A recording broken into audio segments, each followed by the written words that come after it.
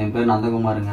நான் டிரைவர் வேலை தான் செஞ்சுட்டு இருந்தேன். எங்கள் ஊர் வந்து நாமக்கல் மாவட்டம் பூச்சித்தரம் பக்கம் ஒரு கெம்மம்பட்டின்னு சின்ன கிராமங்க. நான் பைக்கில் போயிட்டு வரப்போ எனக்கு அடிபட்டுருச்சுங்க. அடிப்பட்டத்தில் எனக்கு கை சுத்தமாக வராமல் போயிடுச்சுங்க. நீங்களே பாருங்கள், கை வந்து இப்படியே தான் நான் பெல்ட்டு போட்டுட்டே இருப்பேன். பெல்ட்டு கட்டினா கை எப்படி கீழே வரணும் பாருங்கள். அவ்வளோதாங்க, இப்படி தாங்க இருக்குங்க. கை நல்லா தாங்க லைஃப் போயிட்டு இருந்துச்சு. இந்த பைக்கில் அடிப்பட்டு கீழே விழுந்ததில் எனக்கு விரல் கொஞ்சம் கட்டாயிடுச்சுங்க. விரல் கட்டானதில் ஒரு 50,000 செலவாச்சுங்க, ஆப்ரேஷன் பண்ண செலவு. அப்புறம் பார்த்தீங்கன்னா இது சுத்தமாக மெயின்ட் ஆகிடுச்சு. நரம்பு கட்டானதில் இந்த இடம் பள்ளமாகவே சுத்தமாகிடுச்சிங்க. இதுக்கு வந்து கிட்டத்தட்ட ஒரு 10 லட்சம் செலவாகும்னு சொன்னாங்க. ஃபர்ஸ்ட் ஆப்ரேஷனுக்கு 2 லட்சம் செலவு, 3வது ஆப்ரேஷனுக்கு 2.5 லட்சம் செலவு, 3வது ஆப்ரேஷனுக்கு 3 லட்சம் செலவாகும்னு சொன்னாங்க. மொத்தமாக 10 லட்சம் ஆகும்னு சொன்னாங்க.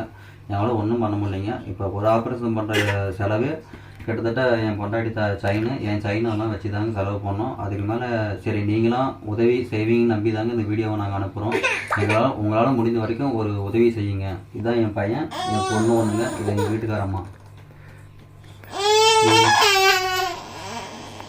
என் பேர் பிரியாங்க. எங்கள் வீட்டுக்கார ஆக்சிடென்ட் ஆகிடுச்சு. கை இப்போ 9 மாதமாக வேலைக்கு போகல. இப்போ 1 வருஷம் ஆக போகுது.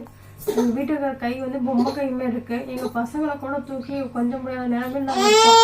பிள்ளைங்களுக்கு சத்தான பொருளும் வாங்கி தர முடியல. ஒரு பாலம் வீட்டில் இருக்க கஷ்டத்தை கொலுசு தோடு எல்லாமே அடமான வச்சு மொதல் ஆப்ரேஷன் பண்ணியிருக்கேன். விரல் கட்டாயிடுச்சு.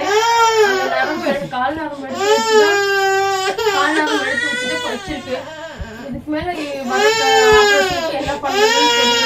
உங்களால் முடிஞ்ச உதவியை செய்யுங்க. உங்கள் வீட்டு பிள்ளைங்க எல்லாத்துக்கும் நீங்கள் தான் பார்த்துக்கணும். வீடியோ போடுறோம்,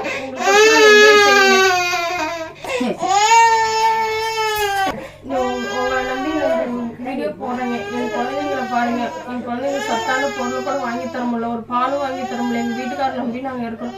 எங்கள் வீட்டுக்காருக்கு இப்போ கை ஆக்சிடென்ட் ஆகி அவர் பிள்ளைங்களை தூக்க முடியாமல் ரொம்ப கஷ்டப்படுறாருங்க. இன்னும் 2 ஆப்ரேஷன் இருக்குது. அதுக்கு 10 லட்சத்துக்கு ஆகுன்ட்டாங்க. இதுக்கு மேலே எங்களுக்கு விற்கிறதுக்கோ இல்லை இருக்கிற பொருள் எடுத்து சாப்பாடு கூட வழி இல்லாமல் வீட்டில் உட்காந்துருக்காங்க.